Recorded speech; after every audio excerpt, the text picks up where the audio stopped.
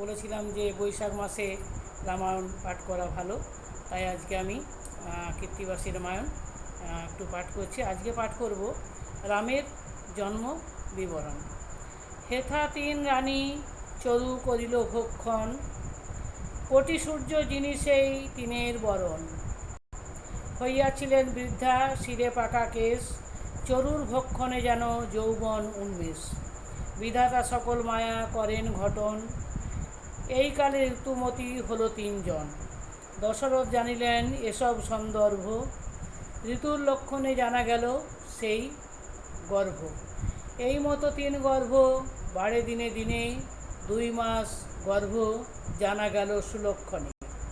4 মাস গর্ভেতে প্রতীত হলো মন, 5 মাস গর্ভেতে শুনিল ত্রিভুবন। প্রথম গর্ভেতে লজ্জাযুক্ত অহর্নিশি, বদন হইল যেন প্রভাতের শশী। কুচাগ্র হইল কাল উদর ভাগর, মৃত্তিকায় শয়নেতে সদা সমাদর। ঘন ঘন হাই উঠে অলস নয়ন, পাণ্ডু বর্ণ হলো অঙ্গ খসে আভরণ।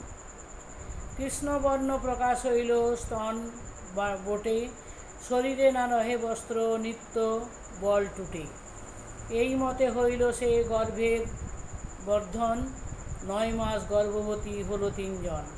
দেখি দশরথ রাজা আনন্দিত মন, পঞ্চামৃত দিয়া কইল গর্ভের শোধন।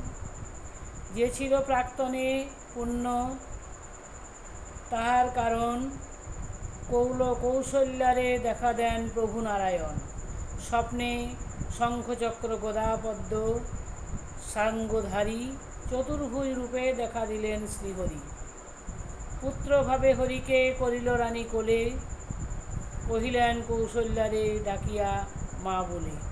পূর্বেতে আমার সেবা করেছ আদরে, সেই পুণ্যে জন্মিলাম তোমার উদরে। আপনি তোমার গর্ভে লয়েছি জনম, পুত্র বলি স্তন দিয়া করহ পালন। এত বলি অদর্শন হলো নারায়ণ, কৌশল্যা বলেন কিবা দেখেনু স্বপন। কহিল সকল কথা দশরথ প্রতি, মা বলিয়া আমাকে সে ডাকেন শ্রীপতি। শুনি দশরথ রাজা হর্ষিত মন, ভাবে বুঝি সত্য হবে অন্ধক বচন। দীন দ্বিজগণেরে দিলেন কত স্বর্ণ, এই রূপে 10 মাস হইল সম্পূর্ণ। প্রসব সময় যত নিকট হইল, দশরথ ভূপতির আনন্দ বাড়িল। এখন তখন রানী প্রসব হইবে, প্রজা সব গান করে সদা এই রবে। যেই দিন ভূমিষ্ঠ হবেন নারায়ণ, আকাশ জুড়িয়া বসিলেন দেবগণ। শুভগ্রহ সকল উদিত স্থানে স্থানে, 10 দিক মঙ্গল সকল তারাগণে। প্রথমা স্ত্রীর গর্ভের বেদন, অন্তঃপুরে প্রবেশ করিল নারীগণ। মধু চৈত্র মাস শুক্লা শ্রীরাম নবমী, শুভক্ষণে ভূমিষ্ঠ হলেন জগৎস্বামী। গর্ভব্যথা নাহি তার নাহিক শোনিত, শুভক্ষণে শ্রীহরি হইল উপনীত। অন্ধকারে ঘুচে যেন জ্বালিলেক বাতি, কোটি সূর্য জিনিয়া তাহার দেহদূতি। শ্যামল শরীর প্রভু বা চাঁচর কুন্তল, সুধাংশু জিনিয়া মুখ করে ঝলমল।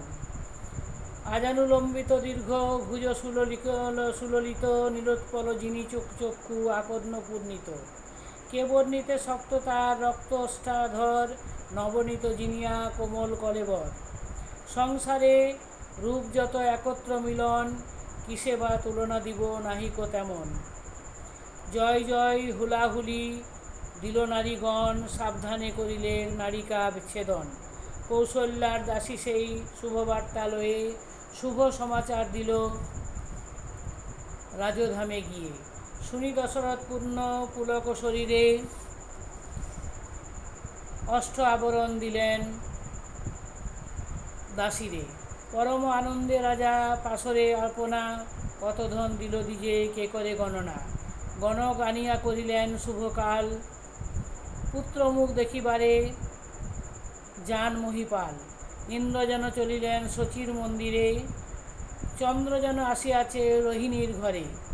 কৌশল্যা বসিয়াছে নারায়ণ কোলে, পুত্র দেখিবারে রাজা গেল হেন কালে।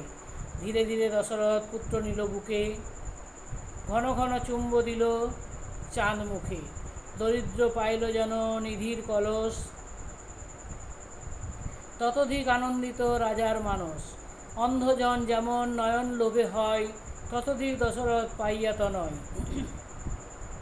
এতদিনে দশরথ মনেতে উল্লাস, রামজন্ম রচিল পণ্ডিত কৃত্তিবাস। ধন্যবাদ।